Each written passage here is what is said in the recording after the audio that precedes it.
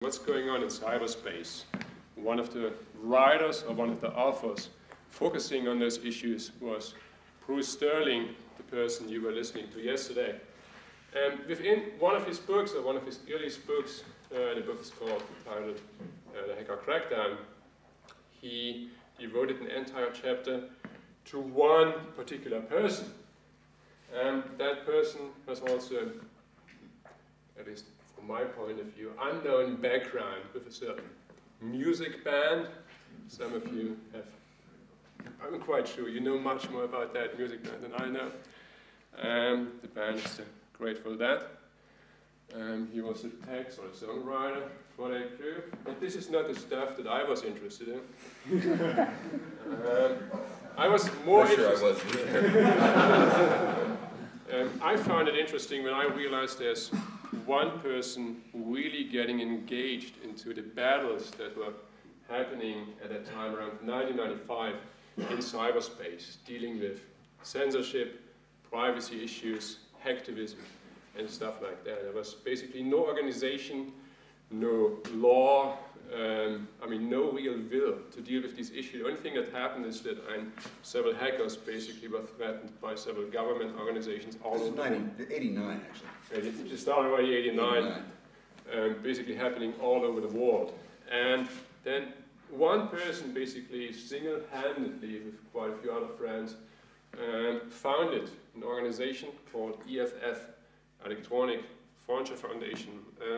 This is basically an institution that is now involved in every battle that we now see when it comes to cyberspace issues. There are quite a few very recent battles. I'm only remembering you on the AT&T spy case in the United States, DECCS case, and so on. Whenever you read anything regarding legal issues, cyberspace, EFF, you will see one or two organizations being involved in, and one particular person. And I'm very excited that I could get him here after several weeks of very extended and interesting negotiations, which basically led to the fact that until, I would say yesterday around noon, I wasn't quite sure if he would actually show up in person. Anyway, he made it, and I'm very happy to listen to his thoughts. Thank you.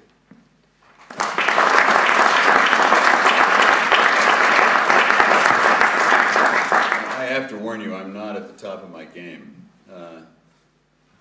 4 days ago, I was in Los Angeles, and I flew all night from LA to New York, and then I had a function that kept me up until dawn, and then the next night I flew all night to Berlin, and then I had another function that kept me up until dawn, and then I spent all day yesterday on a train, 11 hours. So, you know, give me some slack. But there are a number of things that I could talk to you about, but it occurred to me that it might be useful and certainly appropriate. Is this on? I don't know that it matters. You can hear me fine whether it is or not. Might be necessary for the tape, is that right? No, I think you're okay. You'd still, oh no, it's on, yes. I don't think it's necessary for you to hear me. I don't know whether it's necessary for me to be recorded. Okay, well then I'll dispense with it. 10 years and 3 months ago, I was at the World Economic Forum, not far from here, and that's why it seems sort of appropriate.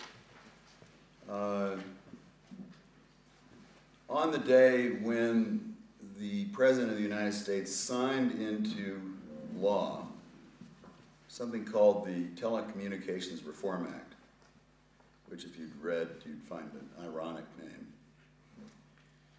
And contained within the Telecommunications Reform Act was something called the Communications Decency Act, by which the Congress and government of the United States had decided to declare what was decent and what wasn't, and what was therefore appropriate to put on the internet, and was prepared to impose a $100,000 fine for the use of any number of words that I'd heard used frequently in the Senate cafeteria. First of all, it was ridiculous that they thought they could do it. Second, it was arrogant to think that they ought to. And, you know, subsequently, my organization, the Electronic Frontier Foundation, along eventually with the ACLU, who joined us subsequently, managed to go to the United States Supreme Court and get this tossed out. But on that day, during the World Economic Forum, Bill Clinton signed this thing into law. And I was incensed. And I decided to write something that evening, which I didn't mean for general distribution. I sent it out to a few friends, who then sent it to a lot of other friends. And the last time I checked, even today, 10 years later, it's on about 20,000 different websites. If I'd known that it was going to be translated into 35 languages, I think I might have been a little more careful about my wording.